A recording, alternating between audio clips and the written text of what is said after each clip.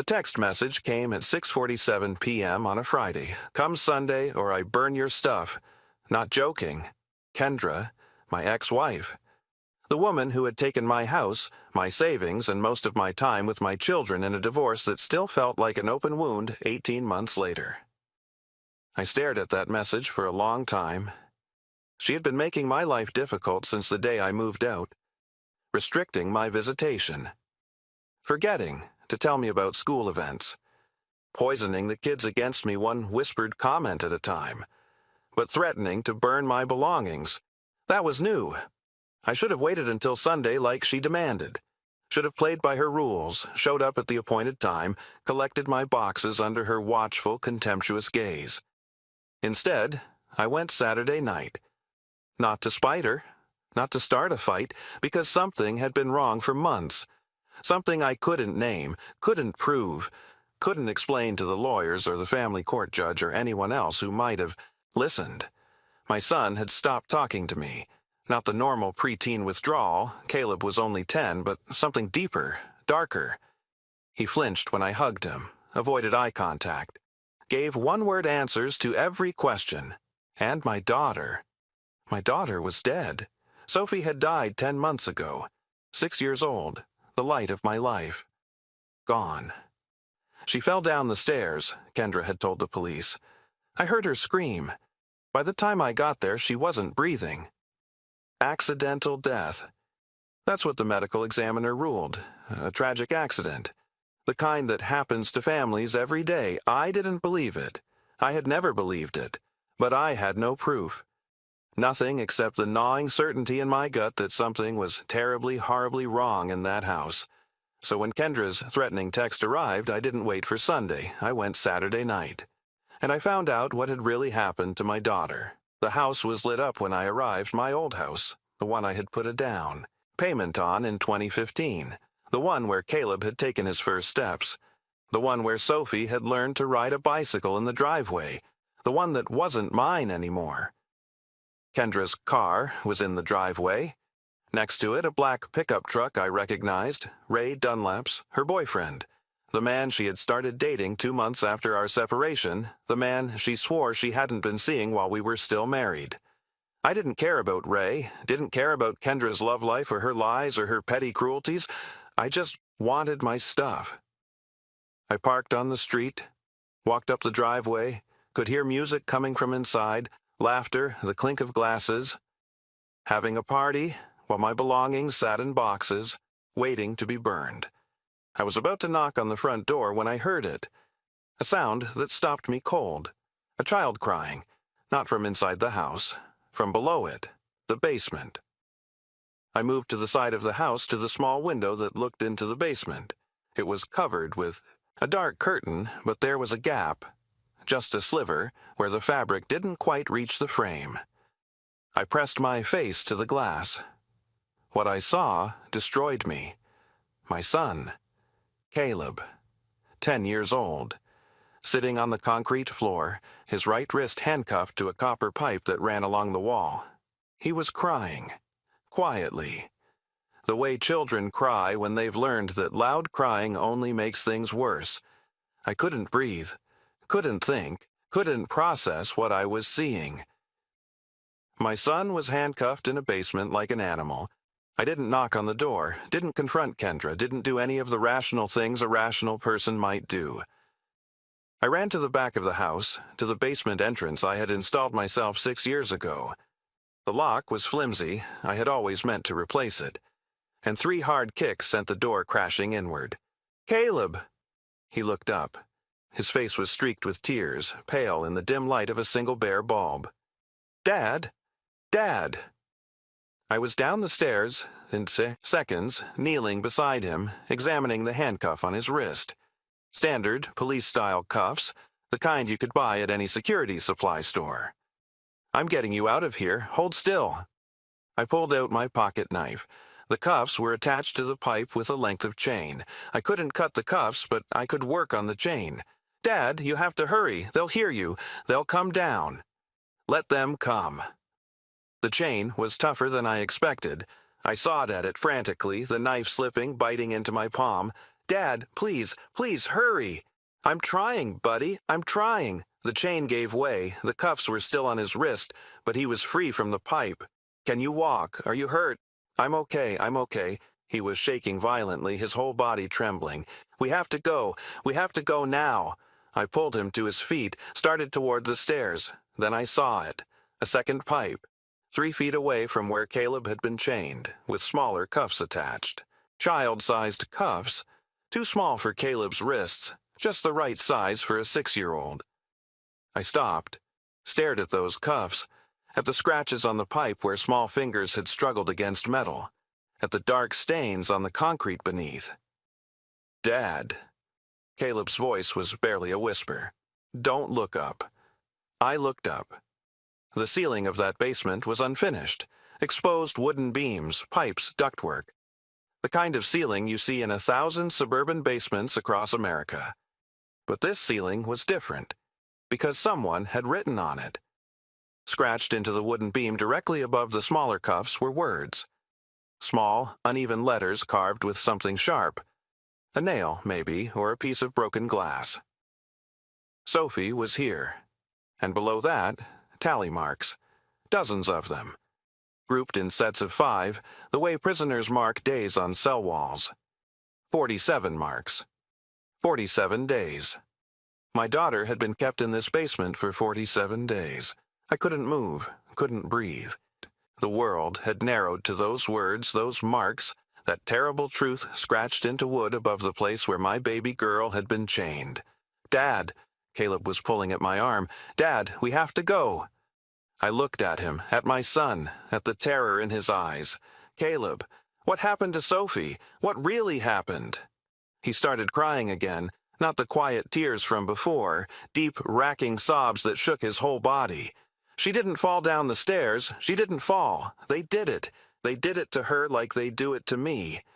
But she was smaller. She couldn't take it. And one night she stopped crying and she wouldn't wake up and they took her upstairs and they said she fell and, who did this? The voice that came out of me wasn't human. It was something primal, something broken, something that had just learned its child had been murdered and the killer was upstairs drinking wine. Mom. And Ray. They do it when we're bad. They call it discipline. Sophie was bad a lot. She cried. Too much. She wanted you. She kept asking for you. My daughter had died calling for me, and I hadn't been there. I had been in a studio apartment 12 miles away, fighting with lawyers over visitation schedules, while my little girl was being tortured in a basement. Graham? Kendra's voice, from upstairs, from the door at the top of the basement steps. Graham, is that you? What the hell are you doing here? You're not supposed to... She appeared at the top of the stairs. 39 years old. Still beautiful in that cold, polished way she had always been beautiful. Behind her, Ray Dunlap's bulk filled the doorway. She saw me.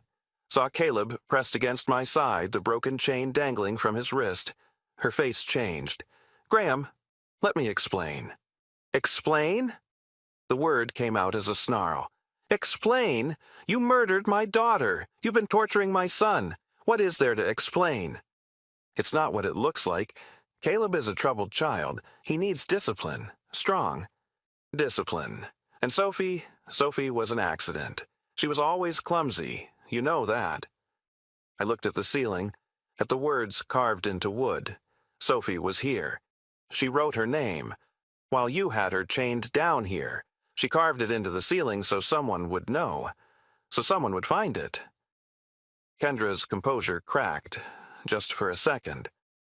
Then the mask slid back into place. Graham, you're not thinking clearly. You're trespassing. You're interfering with my custody. If you take Caleb out of this house, I'll call the police. Good. Call them. Call them right now. Let them see this basement. Let them see what you did. Ray stepped forward. Maybe you should leave, Graham, before this gets ugly. He was bigger than me. 44 years old, construction foreman, the kind of man who solved problems with his fists. I didn't care. You touch me, and I'll kill you. I'll kill both of you, right here, right now. I meant it. In that moment, I absolutely meant it. Something in my voice must have convinced them because Ray stopped. Kendra put a hand on his arm. "Let him go. Let him take the boy. We'll deal with this through lawyers, like civilized people." "Lawyers?" I laughed. It was an ugly sound. "I'm not calling lawyers, I'm calling police. And when they see this basement, when they see what you did to Sophie, you're going to prison for the rest of your miserable life." I grabbed Caleb, headed for the basement door, the one I had kicked in. Kendra called after me. "No one will believe you. He's a troubled child. He makes things up. I have documentation, therapists, school counselors. Everyone knows he has behavioral problems." I didn't respond, just kept walking, out the door, across the yard to my truck. I put Caleb in the passenger seat, got behind the wheel, drove 3 blocks, then I pulled over and called 911. The police arrived at 1247 Maple Lane at 10:23 p.m. I was sitting in my truck around the corner, holding my son, when I heard the sirens. Detective Marcus Hargrove was the lead investigator. 50 years old, homicide division, with the kind of weary eyes that had seen humanity at its worst. He found me an hour later still in my truck, Caleb asleep against my shoulder. "Mr. Mercer? I'm Detective Hargrove. I need to ask you some questions. Did you see the basement?" "We saw it. And the ceiling? The writing?" "We saw that, too." He paused. "Mr. Mercer, I've been doing this job for 23 years. I thought I'd seen everything. I was wrong. My daughter, Sophie, she died 10 months ago. They said she fell down the stairs. I pulled the file on the way here. Accidental death. It wasn't an accident. She was murdered in that basement, and they covered it up." Detective Hargrove was quiet for a moment. "Based on what we found tonight, I'm inclined to agree with you. We've arrested your ex-wife and her boyfriend. They're being processed now, and I've already requested that your daughter's case be reopened. What happens now? Now we build a case. We document the basement. We interview your son, with appropriate support, of course, and only when he's ready. We exhume your daughter's body and have a forensic pathologist take another look at her injuries." "And Caleb? Where does he go?" "He goes with you. Emergency custody. Given what we found, no judge in the state would send him back to his mother." I looked at my son. At the bruises on his arm I was only now noticing, at the way he curled into me, seeking safety, seeking the protection I should have given him all along. "I didn't know," I said. "I swear to God I didn't know. If I had known—" "Mr. Mercer," Detective Hargrove's voice was surprisingly gentle. "The people who did this were very careful. They fooled doctors, teachers, social workers. They fooled a medical examiner. You're not responsible for their deception. I'm his father. I should have known. You're here now. That's what matters. You came when it mattered most." I wasn't sure I believed him. I'm still not sure. But I held my son a little tighter and promised myself that I would never let anyone hurt him again. Let me tell you about my life before that night. My name is Graham Mercer. I was born in 1982 in Tyler, Texas. Working-class family, working-class values. My father was a plumber. I became an HVAC technician. Heating, ventilation, air conditioning. Good money, steady work. The kind of job that lets you support a family. I met Kendra Vance in 2009 at a mutual friend's birthday party. She was 24, just finished dental hygienist school, ambitious in a way I found attractive. She knew what she wanted and went after it. I fell hard. We all do, when we're young and stupid and can't tell the difference between ambition and ruthlessness. We married in 2011. I was 29, she was 26. Nice ceremony at her parents' country club. I should have seen the warning signs then, the way she controlled every detail, the way she dismissed my opinions, the way her family looked at me like I wasn't quite good enough. I didn't see anything. I was in love. Caleb came along in 2014. I was 32 years old, holding my son for the first time, and I thought my life was complete. I had a beautiful wife, a healthy baby, a good job. What more could anyone want? Sophie arrived in 2017. My little girl, 7 pounds, 2 ounces, a head full of dark hair, and the brightest smile I had ever seen. For a few years, things were good. Not perfect. Kendra and I had our problems, but good. I worked, she worked, the kids grew. Normal life, normal family. Then, around 2022, something changed. Kendra became distant, critical. Everything I did was wrong.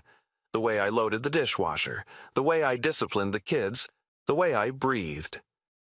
She started working late, coming home smelling of unfamiliar cologne, checking her phone obsessively.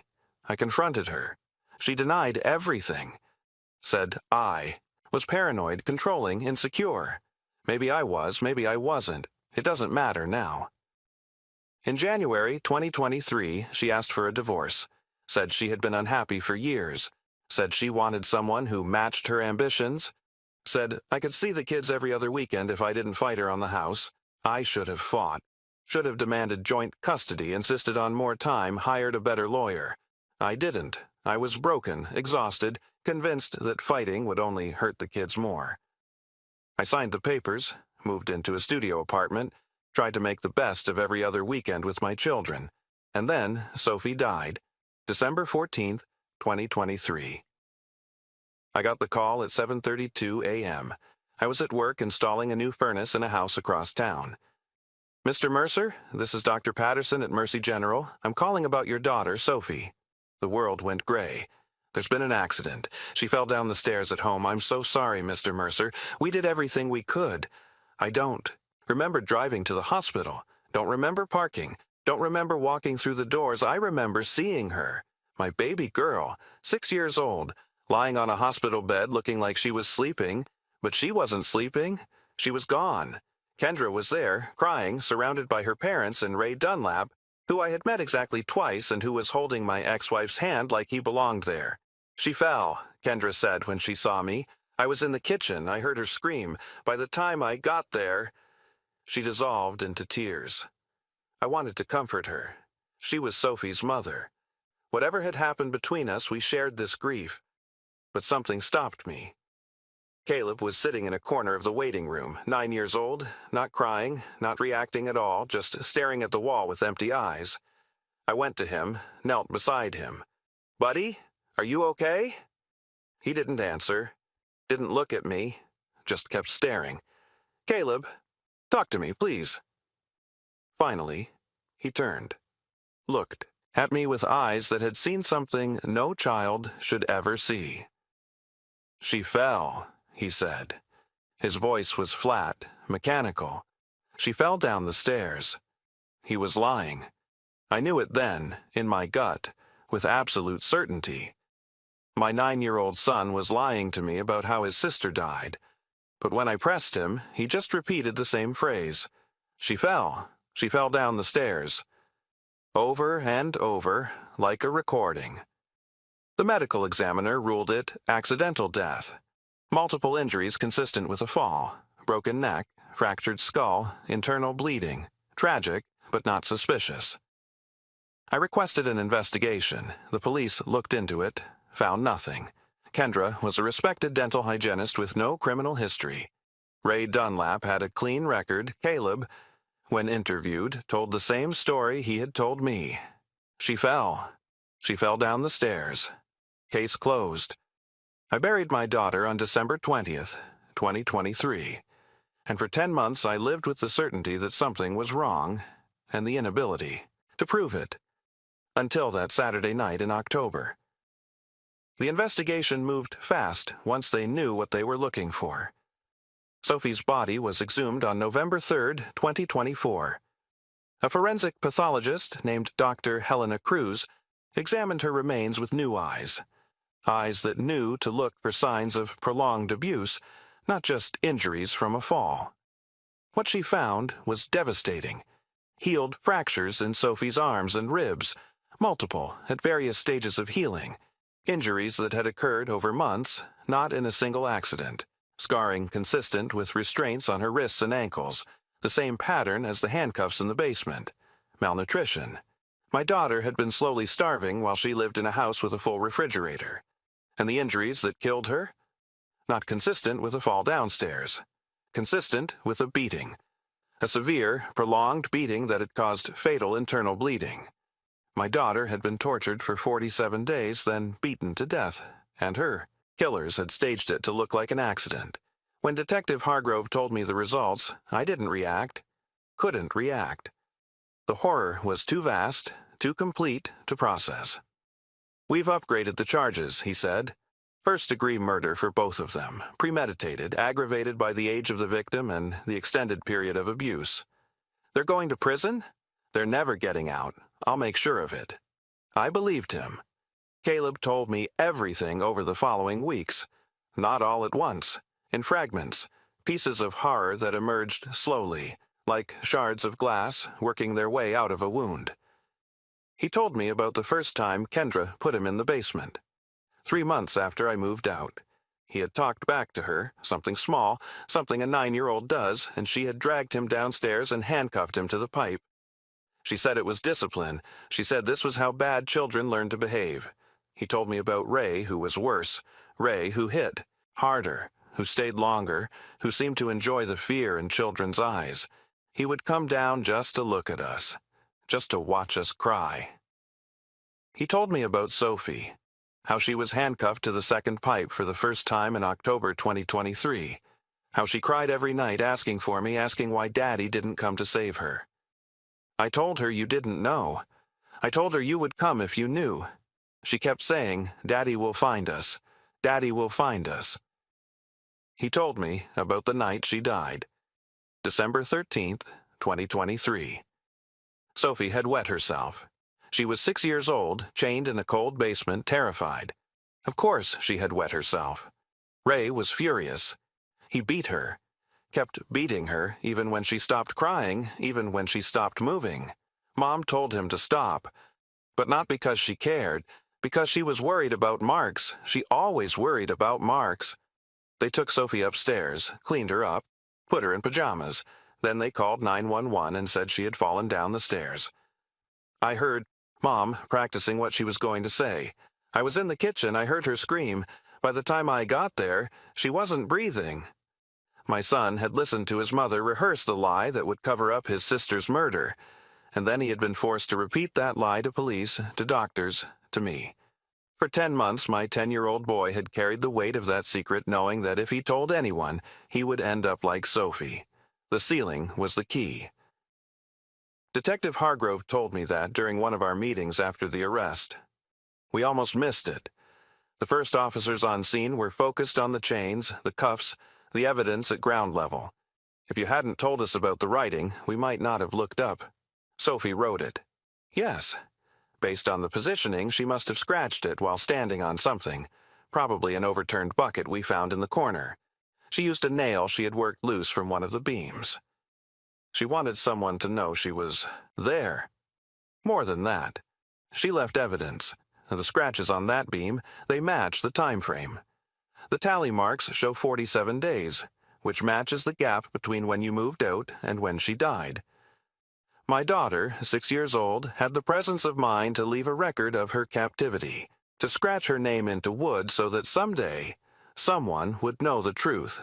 She saved her brother's life, Detective Hargrove said. If you hadn't seen that writing, if you hadn't known to tell us about it, we might have treated this as a simple custody dispute. Your ex-wife might have claimed you were overreacting, fabricating evidence. But that writing on the ceiling? That's irrefutable. That's Sophie telling the world what happened to her. I broke down then, in the middle of a police station surrounded by officers and detectives and evidence technicians. I collapsed into a chair and wept. My daughter was gone. Nothing would bring her back. But even in death, she had protected her brother. Even in death, she had brought her killers to justice. The trial began in April 2025. I attended every day. Sat in the front row, where Kendra could see me, where she would have to look at the face of the man whose children she had tortured and killed. The prosecution was methodical, devastating. They presented the evidence from the basement, photographs of the chains, the cuffs, the writing on the ceiling. They brought in Dr. Cruz to explain Sophie's injuries, the months of abuse that preceded her death. They played Caleb's recorded testimony. I had asked them not to make him testify in person. He had been through enough. They agreed, letting him give his statement on video with a child psychologist present. Watching that video in the courtroom was the hardest thing I've ever done. My son describing in careful, halting words how his mother and her boyfriend had tortured him and his sister, how they had chained them in a basement for hours, sometimes days, how they had beaten them for the smallest infractions. A spilled drink, a forgotten chore, a moment of crying, how he had watched his sister die and been told he would be next if he ever spoke. When the video ended, several jurors were crying. Kendra was not. She sat at the defense table, composed, still trying to maintain the mask she had worn for so long. Her attorney argued that she had been under Ray's control, that she was a victim too, that she hadn't meant for Sophie to die. The jury didn't buy it. It took them 4 hours to convict. Kendra, guilty of first-degree murder, aggravated child abuse, and criminal conspiracy. Sentenced to life without parole. Ray, guilty of first-degree murder, aggravated child abuse, and aggravated assault.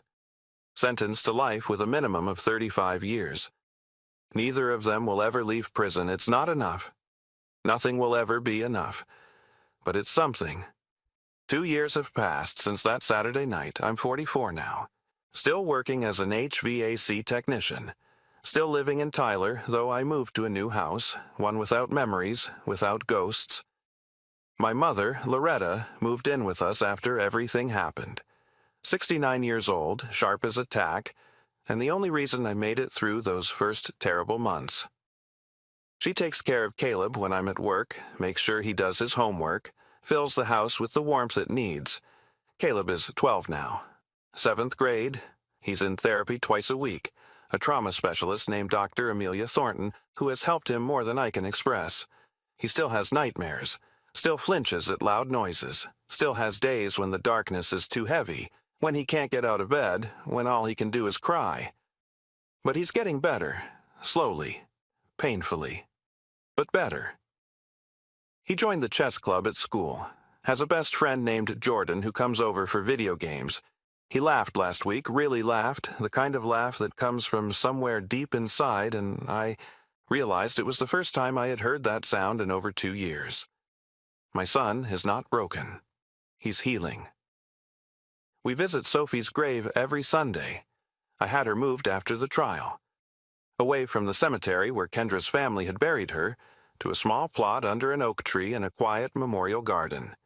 The headstone reads, Sophie Marie Mercer, 2017 to 2023.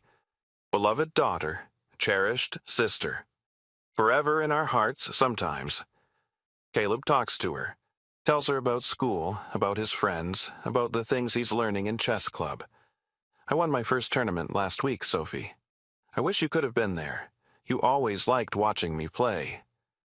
Sometimes he just sits quietly, holding my hand, lost in memories of a sister who should still be alive.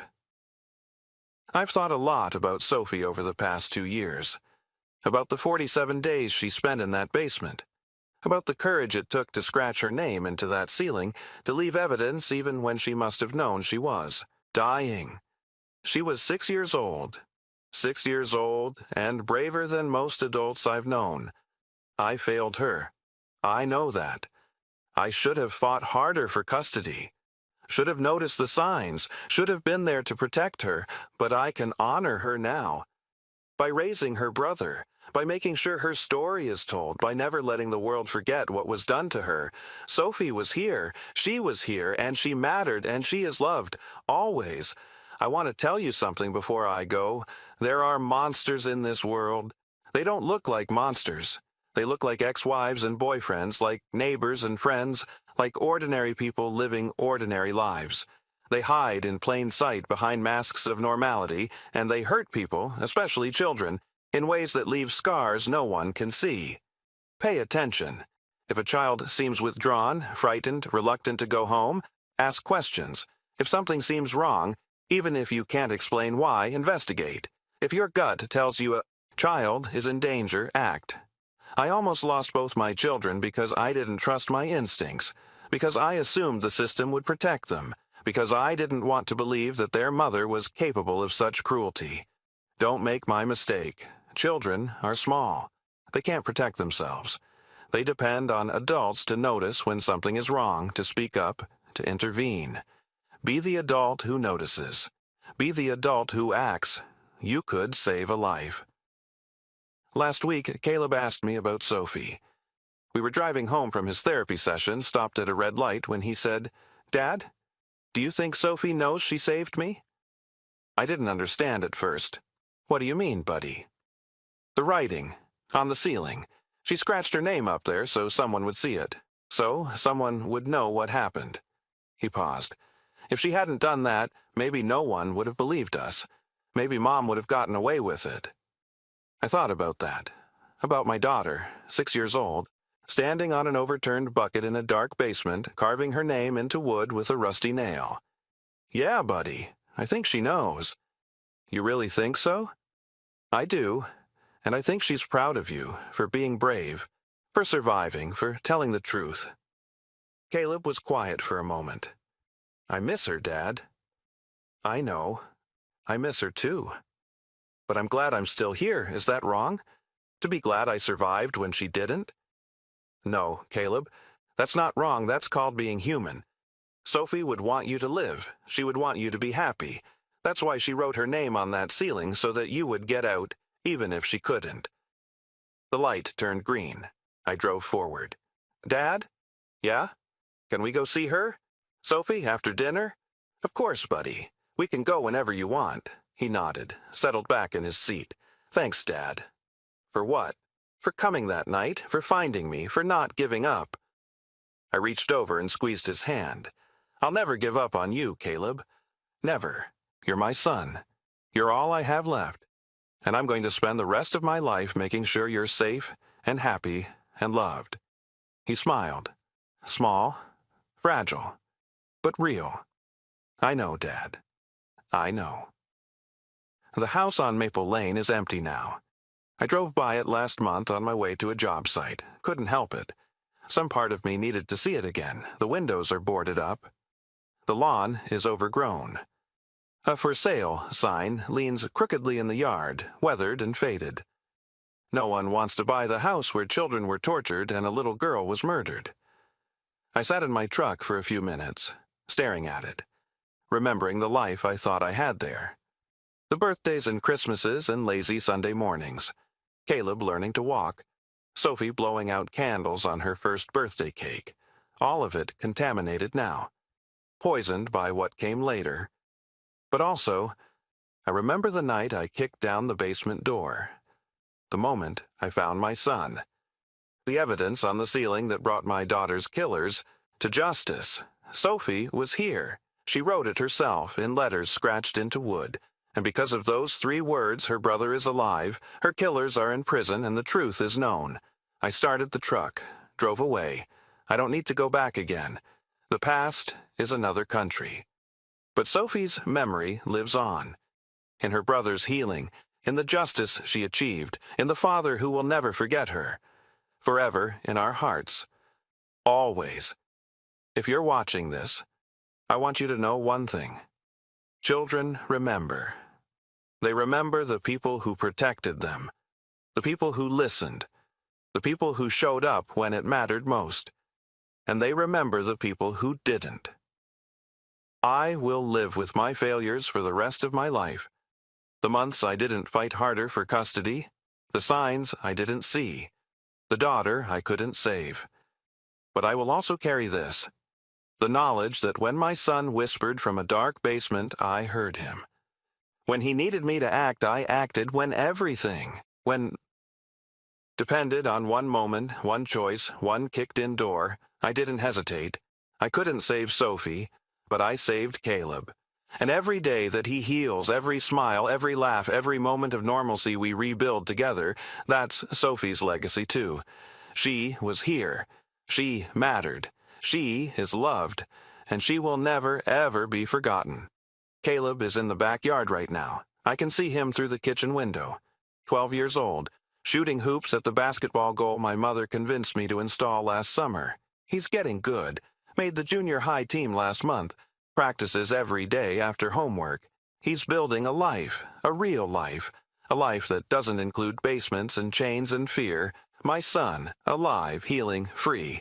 And somewhere, I have to believe this, Sophie is watching, proud of her brother, at peace with what she did, knowing that her name on that ceiling made all the difference. Sophie was here, and because she was, Caleb is still here too. That's the story. That's the truth. That's everything. Thank you for listening. Share this if you know someone who needs to hear it. A parent going through a custody battle. A teacher who sees a child withdrawing. Anyone who suspects something is wrong but doesn't know what to do. Trust your instincts. Ask questions. Act. You never know when you might save a life.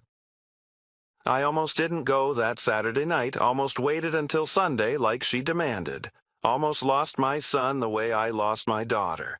But I went, and everything changed. One decision, one night, one kicked-in door. That's all it takes. That's all it takes to be the person who makes a difference. Be that person. Please, be that person.